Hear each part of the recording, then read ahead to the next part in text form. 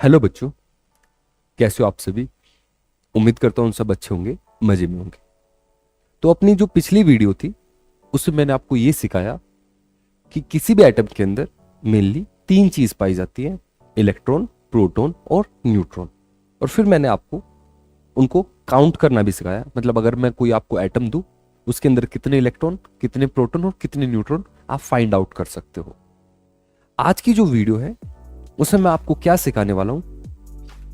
आज की वीडियो में मैं आपको ये सिखाने वाला हूं कि किसी भी एटम के अंदर जो ये इलेक्ट्रॉन, प्रोटॉन, न्यूट्रॉन होते हैं वो किस तरीके से अरेंज रहते हैं। उनके अरेंजमेंट के बारे में आज मैं आपको सिखाने वाला हूं। एटम के अंदर जितने भी इलेक्ट्रॉन हैं वो किस तरीके से अरेंज है। ठीक है, उससे पहले ये सब चीज हम क्यों कर रहे हैं, ये सब करने का कारण क्या है, मतलब क्यों सीखना है हमें एटम के बारे में और क्यों सीखना है उसके अंदर इलेक्ट्रॉन, प्रोटॉन, न्यूट्रॉन की अरेंजमेंट के बारे में हमें क्यों जानना है। तो देखो, जब मैंने पहला लेक्चर स्टार्ट किया था तो उसमें मैंने आपको केमिस्ट्री के बारे में बताया था, केमिस्ट्री क्या होती है। फिर मैंने बताया जो केमिस्ट्री है, केमिस्ट्री के अंदर आप मैटर के बारे में स्टडी करते हो। और फिर मैंने आपको बताया ये जो मैटर है ये एटम से बना होता है। और फिर मैंने आपको बताया कि एटम के अंदर इलेक्ट्रॉन, प्रोटॉन, न्यूट्रॉन होते हैं। अब हमारी ऊपर जाने की बारी है। मतलब मुझे एट लास्ट, देखो मेरा फाइनल टास्क क्या है, मुझे आपको यह सिखाना है एटम से मैटर कैसे बनता है। तो एटम से मैटर कैसे बनता है, अगर इसको समझना है तो हमें एटम को ना थोड़ा अच्छे से समझना पड़ता है। और इसलिए मैंने आपको इलेक्ट्रॉन, प्रोटॉन, न्यूट्रॉन के बारे में बताया और आज मैं उसके अरेंजमेंट के बारे में बताऊंगा। क्योंकि अगर आप एटम को समझ गए ना अच्छे से तो मैटर तो अपने आप समझ में आता है, पूरी केमिस्ट्री समझ में आती है। तो एटम को अच्छे से समझना जरूरी है। और इसीलिए आज मैं आपको एटम के अंदर की चीजों के बारे में थोड़ा और बताने वाला हूं। तो चलिए आज की क्लास को स्टार्ट करते हैं। देखिए एटम कैसा होता है ये आपने देखा पिछली क्लास में, एक बार मैं फिर से बता रहा हूं। तो एटम कैसा होता है कि एटम के बीच में न्यूक्लियस पाया जाता है। इस न्यूक्लियस के अंदर, इसके अंदर प्रोटॉन और न्यूट्रॉन होते हैं। प्रोटॉन पे प्लस चार्ज होता है इसलिए न्यूक्लियस पे पॉजिटिव चार्ज रहता है, न्यूट्रॉन पे कोई चार्ज होता नहीं है। और इसके चारों तरफ इलेक्ट्रॉन्स रिवॉल्व करते हैं। इसके चारों तरफ सेल बनी रहती है जिनको हम ऑर्बिट भी बोलते हैं, उनके अंदर इलेक्ट्रॉन्स घूमते हैं। अब ये जो चीज है एटम ऐसा होता है, ये पहली बार बताया था एक बंदा है बोहर। बोहर्स इसको बोलते हैं Bohr's model of atom. Bohr's model of atom. तो बोहर्स के अकॉर्डिंग एटम कैसा होता है, तो ये बोहर बोलता है कि एटम जो होता है ना वो सोलर सिस्टम के जैसा होता है। सोलर सिस्टम में जैसे बीच में सन होता है, उसके चारों तरफ प्लैनेट्स रिवॉल्व करते हैं, इसी तरीके से एटम के अंदर सेंटर में न्यूक्लियस होता है और उसके चारों तरफ इलेक्ट्रॉन्स रिवॉल्व करते हैं। ये कहना था बोहर का। ठीक है, तो एटम कुछ ऐसा होता है, आप जानते हो।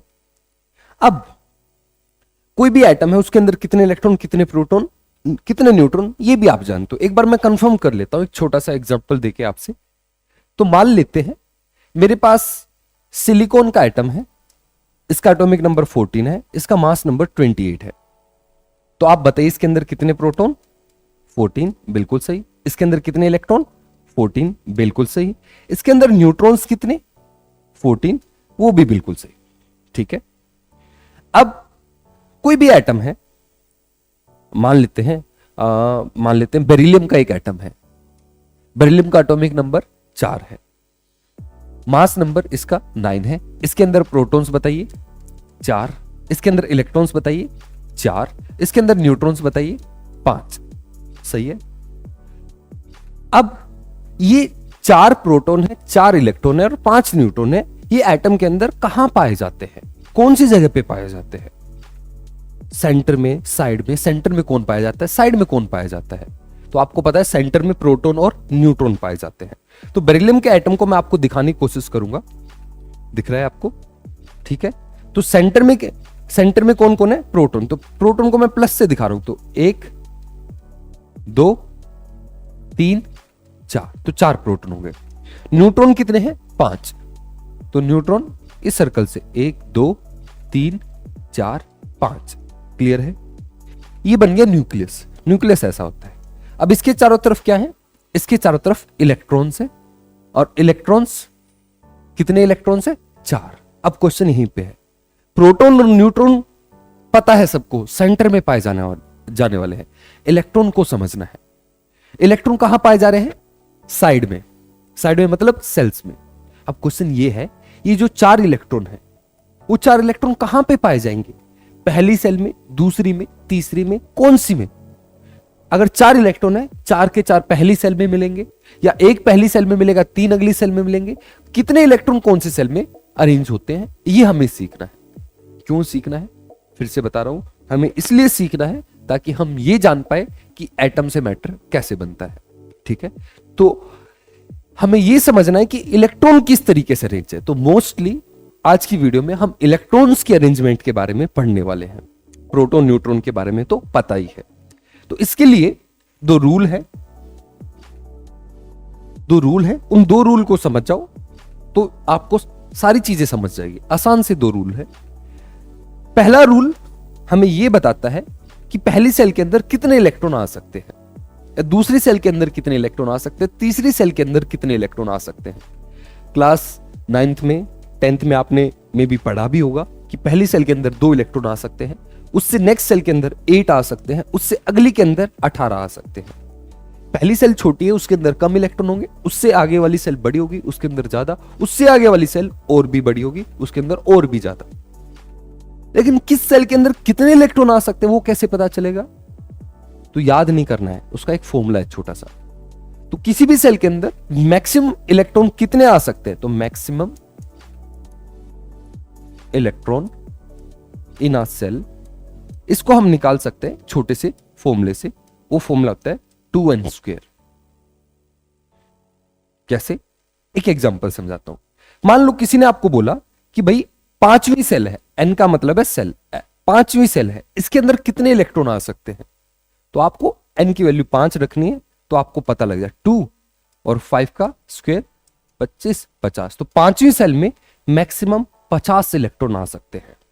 इसी तरीके से पहली सेल में अगर हमें चेक करना है तो चलिए पहली सेल में चेक करते हैं। n = 5 को हटाते हैं, पहली सेल से चेक करते हैं। तो n = 1 है, दिख रहा है आपको? तो पहली सेल में कितने इलेक्ट्रॉन आ सकते हैं? 1 का स्क्वायर तो 2 इलेक्ट्रॉन।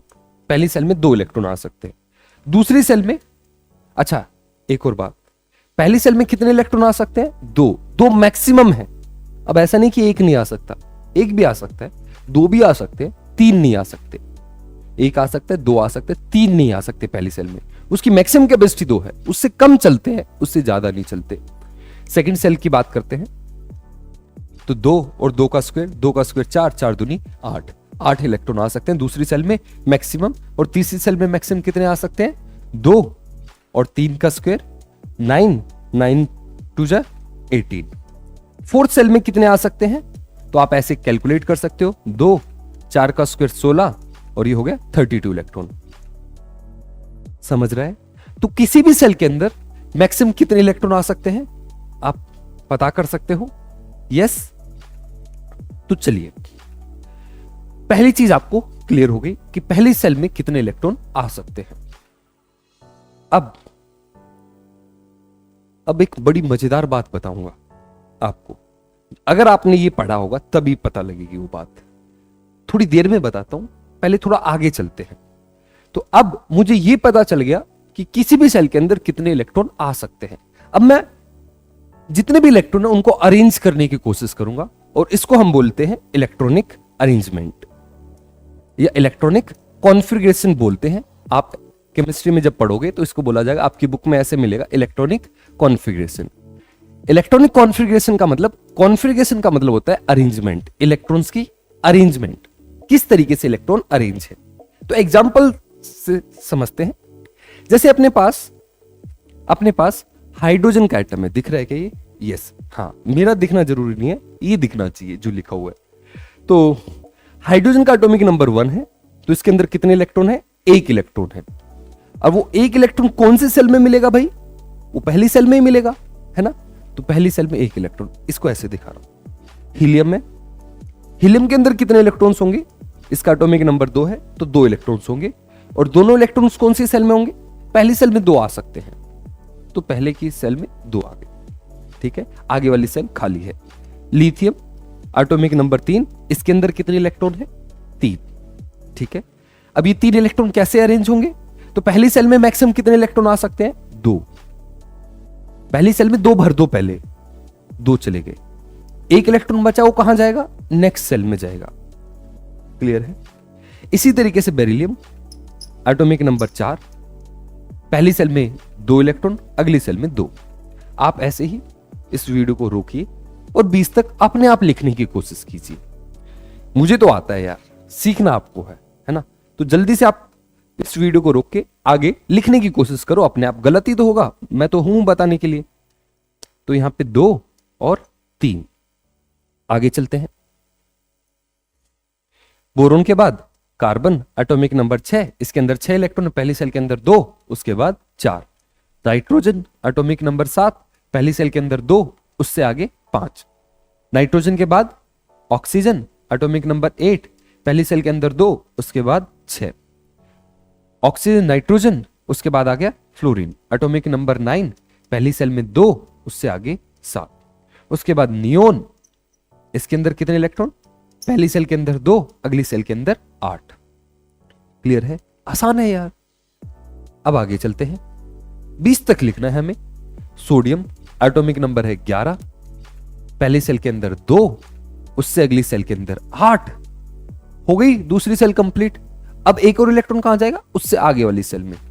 उसके बाद सोडियम के बाद मैग्नीशियम, मैग्नीशियम का कितना होता है? 12, तो पहली सेल के अंदर 2, उसके बाद 8, 10 हो गए, 2 और 12। क्लियर है? मैग्नीशियम के बाद एल्यूमिनियम, एल्यूमिनियम का रहता है 13, तो 2, 8, 3। उसके बाद सिलिकॉन 14, 2, 8, 4। उसके बाद फोस्फोरस 15, 2, 8 और 5। क्लियर है? आगे चलते हैं। इसके बाद आ गया फोस्फोरस के बाद आ गया, क्या आ गया? ये आ गया सल्फर, इसका होता है 16। तो पहली सेल में 2, उससे आगे 8 और उसके बाद 6। समझ रहा है? उसके बाद सल्फर के बाद हम चलते हैं क्लोरीन की तरफ। इसका एटॉमिक नंबर 17, 2, 8 और 7। उसके बाद क्लोरीन के बाद आर्गन, इसका 18, तो पहली सेल में 2, उसके बाद 8, उसके बाद 8। आगे वाला जो एटम आने वाला है वो बड़ा मजेदार है। उसमें बहुत लोगों को दिक्कत हुई थी जब अगर आप 9th या 10th में इस चीज को लिख रहे थे। क्या थी दिक्कत? समझना, आज उस दिक्कत को दूर कर दूंगा। 19 है, तो इलेक्ट्रॉन कितने हैं? 19। पहली सेल में कितने?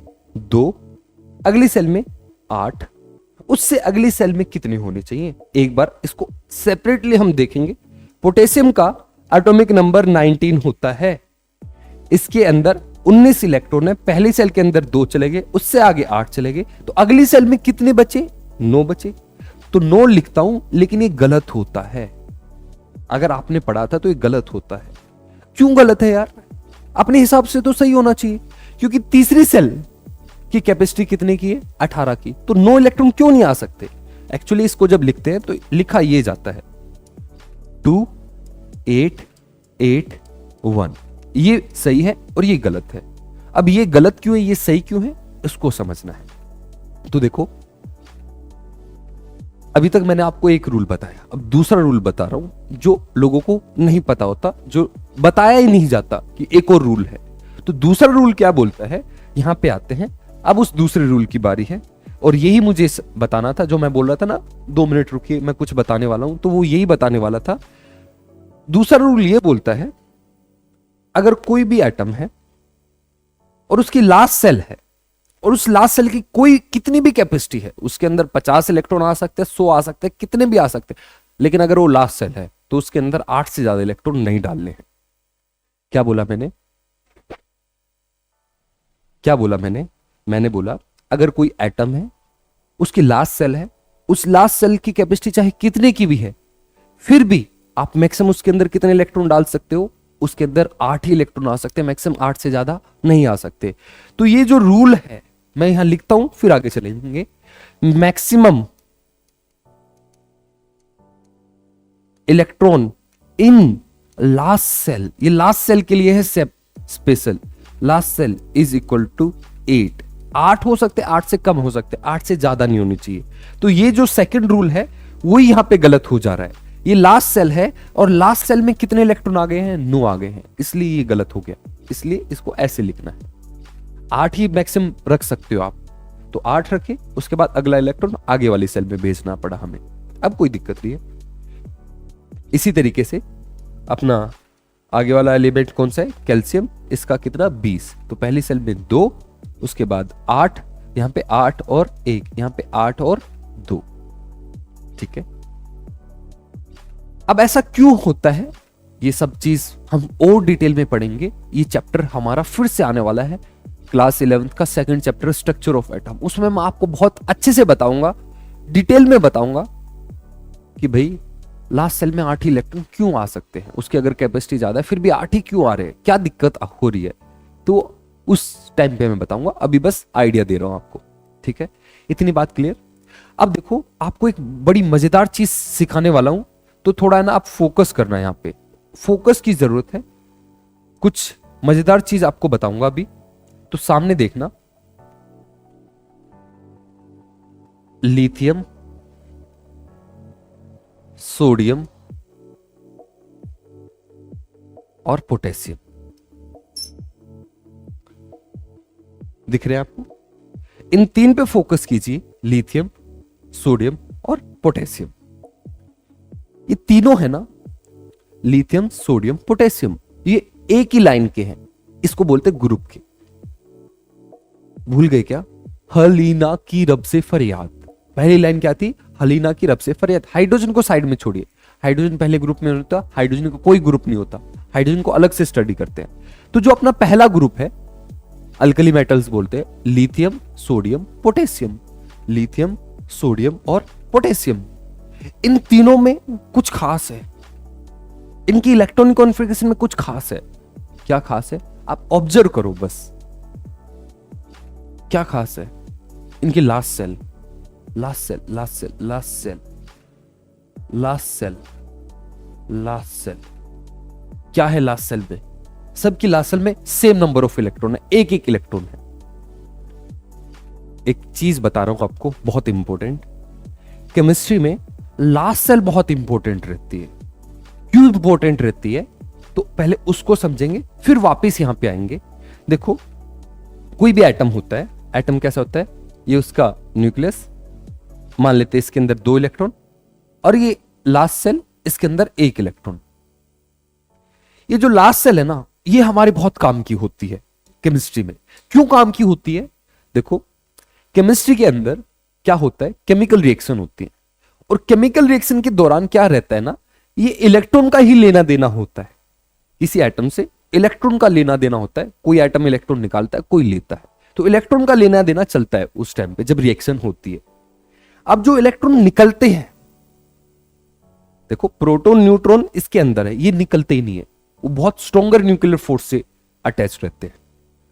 तो किसी भी एटम के अंदर आप इलेक्ट्रॉन को निकाल सकते हो और इलेक्ट्रॉन को ही डाल सकते हो। समझ में आ रही है बात।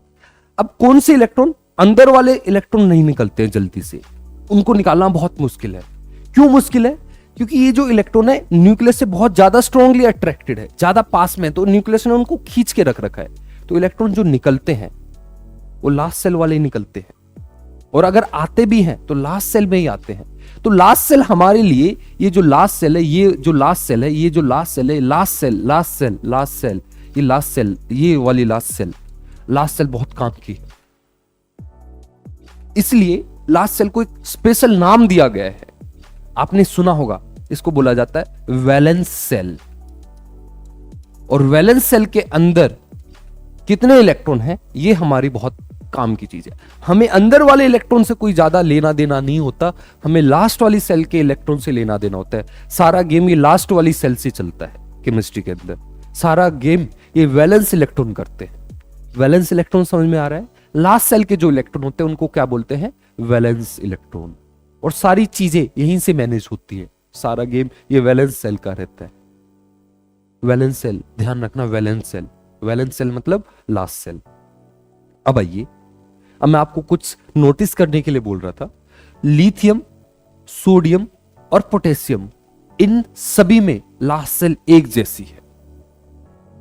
इनकी लास्ट सेल कैसी है? एक जैसी। मजेदार बात बताऊं आपको, ये सारी चीज क्यों बता रहा हूं मैं आपको लास्ट सेल के बारे में, क्योंकि लास्ट सेल ही ये डिसाइड करती है कि कैसा रिएक्ट करेगा, किससे रिएक्ट करेगा, किससे रिएक्ट नहीं करेगा। सारा गेम लास्ट सेल तय करती है। तो लिथियम, सोडियम, पोटेशियम, इनकी लास्ट सेल में सेम नंबर ऑफ इलेक्ट्रॉन है। सही है, आगे चलते हैं। इसको देखिए, बेरिलियम, बेरिलियम के बाद मैग्नीशियम, उसके बाद कैल्शियम। ये तीनों एक ही सेल के हैं। बेटा, मांगे, कार, स्कूटर एक ही सेल के हैं। इनकी लास्ट सेल को देखिए, कुछ समझ रहा है? इनकी लास्ट सेल में क्या है? Same number of electrons. तो मैं आपको क्या बताने की कोशिश कर रहा हूं? तो मैं आपको यह बताने की कोशिश कर रहा हूं कि भाई अगर ग्रुप सेम होता है, अगर किसी 2-3 एटम है, उन तीनों के ग्रुप सेम है, तो उनकी लास्ट सेल में इलेक्ट्रॉन भी क्या रहते हैं? सेम रहते हैं। एक और एग्जांपल ले लो, उससे अगले ग्रुप पे चलो, बोरोन वाले पे। ये बोरोन, बैंगन, आलू, आलू कहां गया? ये, इन दोनों को देखो। गैलियम तो हमने लिखा नहीं। इसकी लास्ट सेल में कितने इलेक्ट्रॉन? 3। इसकी लास्ट सेल में कितने इलेक्ट्रॉन? 3। तो अगर ग्रुप सेम होता है तो उनकी लास्ट सेल में सेम नंबर ऑफ इलेक्ट्रॉन होते हैं। तो एक बहुत इंपॉर्टेंट चीज मैं आपको बता रहा हूं, बहुत मजेदार चीज आपको सिखाने वाला हूं। सामने देखते रहिए बस। Lithium, sodium, potassium, rubidium, caesium. ठीक है, इसके नीचे वाले को भी लिख सकते हैं फ्रांसियम, जरूरत नहीं है क्योंकि रेडियो एक्टिव है। यहां पे से चलते, तो अगर मैं इसका इलेक्ट्रॉन कॉन्फ़िगरेशन देखूं तो कितना आएगा? 2,1। ठीक है, एटॉमिक नंबर 3 है। इसका 11 है, इसका 19 है। अगर इसका लिखना है तो मैंने आपको बताया था, पहले आप 8 ऐड कीजिए, फिर से 8 ऐड कीजिए, उसके बाद 18 और फिर से 18। तो 19 और 18 कितने होते हैं? 37। 37 और 18 ये हो गया 55। 55 हुआ ना? यस। तो देखो 21 और यहां पे कितना आएगा? 281 और यहां पे कितना आएगा? 2881। मुझे अंदर वाली सेल से कोई लेना देना नहीं है। मैं कभी जब भी आपको केमिस्ट्री पढ़ाऊंगा, अंदर वाली सेल से कोई लेना देना नहीं रहेगा। मुझे बस लास्ट सेल से मतलब रहेगा। Last shell, last shell, last shell, last shell का नाम वैलेंस सेल। तो इसकी लास्ट सेल में कितने? 1। इसकी लास्ट सेल में कितने? 1। इसकी लास्ट सेल में कितने? 1। इसकी लास्ट सेल में कितने होंगे? इसकी भी लास्ट सेल में 1 ही होगा। अंदर क्या सीन है मुझे नहीं पता, मुझे कोई लेना देना भी नहीं है, मुझे तो लास्ट सेल से लेना देना है। इसकी लास्ट सेल में कितना होगा? इसकी लास्ट सेल में भी 1 इलेक्ट्रॉन रहेगा। एक और चीज नोटिस करो, इसके अंदर कितनी सेल? 2 सेल। इसके अंदर 3, इसके अंदर 4, इसके अंदर कितनी होंगी? 5, इसके अंदर कितनी होंगी? 6। समझ रहा है? तो एक छोटा सा एक जनरलाइजेशन करते हैं, एक छोटा सा एक लाइन लिखते हैं। हम क्या बोल सकते हैं? इन अ ग्रुप, किसी भी ग्रुप में वैलेंस इलेक्ट्रॉन क्या रहते हैं? सेम रहते हैं। अगर कोई ग्रुप है, एक ही ग्रुप के एटम है, तो उनके वैलेंस इलेक्ट्रॉन सेम रहेंगे। अगर आपको लिथियम का पता है तो सीजियम का भी पता है कि इसकी लास्ट सेल में कितने इलेक्ट्रॉन हैं। ठीक है, चलिए आगे चलते हैं। इसी तरीके से अगर मैं पूछूं आपसे, बेटा, मांगे, कार, स्कूटर, बाप, राजी, इसकी लास्ट सेल में कितने इलेक्ट्रॉन है भाई? इसकी लास्ट सेल में 2 इलेक्ट्रॉन है। इसकी लास्ट सेल में कितने होंगे? इसकी लास्ट सेल में भी 2 होंगे। इसकी लास्ट सेल में कितने होंगे? इसकी भी लास्ट सेल में 2 होंगे। ठीक है, अब 2 2 2, इसकी लास्ट सेल में बता दो 2, इसकी लास्ट सेल में बता दो 2, इसकी लास्ट सेल में कितने होंगे? 2। तो आप किसी भी एटम की लास्ट सेल में कितने इलेक्ट्रॉन रहने वाले ये बता सकते हो, अब चेक कर सकते हो, हाँ या ना? बोलिए, कर सकते हो ना? एक और एग्जांपल लेते हैं, जैसे बैंगन, आलू, गाजर इन थैली। 2 3 2 8 3, लास्ट सेल में कितने इलेक्ट्रॉन? 3। यहाँ पे 3, इसकी लास्ट सेल में कितने होंगे 3, इसकी लास्ट सेल में कितने होंगे 3, इसकी लास्ट सेल में कितने होंगे 3। ठीक है, इसकी ये बारे में पता लग गया। अब चलते कार्बन पे। पहले वाले का पता हो, पहले वाले एलिमेंट का, और पहले वाले का तो आप तो आता ही है ना, चमेली से गीत सुनेगी पब्लिक। इसकी लास्ट सेल, इसका इलेक्ट्रॉन कॉन्फ़िगरेशन क्या है 2 4, लास्ट सेल में कितने 4, यहां पे 2 8 4। मुझे इससे अंदर का लेना देना नहीं है, मुझे बाहर वाली सेल का लेना देना है 4, कितना 4। इससे आगे चलते हैं। चमेली से गीत सुने की पब्लिक के बाद क्या आएगा, उसके बाद आएगा नाना, पाटेकर, ऐश्वर्या, सब भिखारी। इनकी लास्ट सेल में चेक करते हैं। इसकी लास्ट सेल में, इसका निकाल सकते हो, इसका एटॉमिक नंबर 7 है, पहली सेल में 2, अगली सेल में 5। कुछ लेना देने नहीं मुझे लास्ट सेल से 5, लास्ट सेल पे 5, लास्ट सेल 5, लास्ट सेल 5। हर एक की लास्ट सेल में कितने इलेक्ट्रॉन्स होंगे 5 5। वैलेंस सेल इलेक्ट्रॉन सेम रहते हैं एक ग्रुप के अंदर। चलिए आगे चलते हैं। इसके बाद कौन आएगा, उस से टेपो। पहले वाले को देखो, इसका एटॉमिक नंबर 8, पहली सेल में कितने इलेक्ट्रॉन 2, अगली सेल में 6। आगे चलते हैं। इसकी लास्ट सेल में 6, इसकी लास्ट सेल में 6, इसकी लास्ट सेल में 6, इसकी लास्ट सेल में 6। तो मुझे लास्ट सेल से मतलब है। क्यों लास्ट सेल से मतलब है, सारा गेम लास्ट सेल चलाती है। इसके बाद आगे चलते हैं। इसके बाद आगे आए और ये आया, फिर कल बाहर आई आंटी। इसकी लास्ट सेल पे 2 9 होता है 7, इसकी लास्ट सेल में कितने होंगे 7, इसकी लास्ट सेल में कितने होंगे 7, इसकी लास्ट सेल में कितने होंगे 7, इसकी लास्ट सेल में कितने होंगे 7। क्लियर है। एक और, उसके बाद हीना, नीना और करीना, एक्सरे, रंगीन। इसकी लास्ट सेल में 2, इसकी लास्ट सेल में, इसका 8 है, 8 नहीं सॉरी 10 है, ये 2 है तो 2 8। बस इसको छोड़ के इस ग्रुप में थोड़ा सा एक पहले एलिमेंट को छोड़ दो, बाकी वैसा ही है। इसकी लास्ट सेल में 2 18 रहता है, इसका 2 8 8 8 8, इसकी लास्ट सेल में 8, इसकी लास्ट सेल में 8, इसकी लास्ट सेल में 8। समझ में आ रही है। बस हीलियम को छोड़ के इसकी लास्ट सेल में 2 रहते हैं, बाकी जितने भी ये एटम है इनकी सबकी लास्ट सेल में 8। बीच वालों से अभी हमें कोई लेना देना नहीं है, उनके बारे में हम बहुत डिटेल में पढ़ेंगे। हमारा चैप्टर है डीएडएफ ब्लॉक। जो बीच वाले, सुनो तुम विवाह कर लो मुझसे, उनको अलग स्टडी करते हैं। पहले हमारा ये मेन पीरियोडिक टेबल है, जितने भी अभी मैंने बताए, पहले 2 और बाद वाले 6 ग्रुप। आज आपको मैंने क्या सिखाया, आज मैंने आपको यह सिखाया किसी भी एटम के अंदर कितने इलेक्ट्रॉन पाए जाते हैं और वो किस तरीके से अरेंज होते हैं। आज मैंने आपको इलेक्ट्रॉन कॉन्फ़िगरेशन बताया, इलेक्ट्रॉन्स की अरेंजमेंट बताई। तो जितने भी एटम्स हैं उनकी लास्ट सेल में कितने इलेक्ट्रॉन हो सकते हैं अब आपको पता है। लास्ट सेल से ही मुझे मतलब है, लास्ट सेल मतलब वैलेंस सेल से। आज के लिए इतना ही। अगली क्लास में मैं आपको नई चीजों के बारे में बताऊंगा।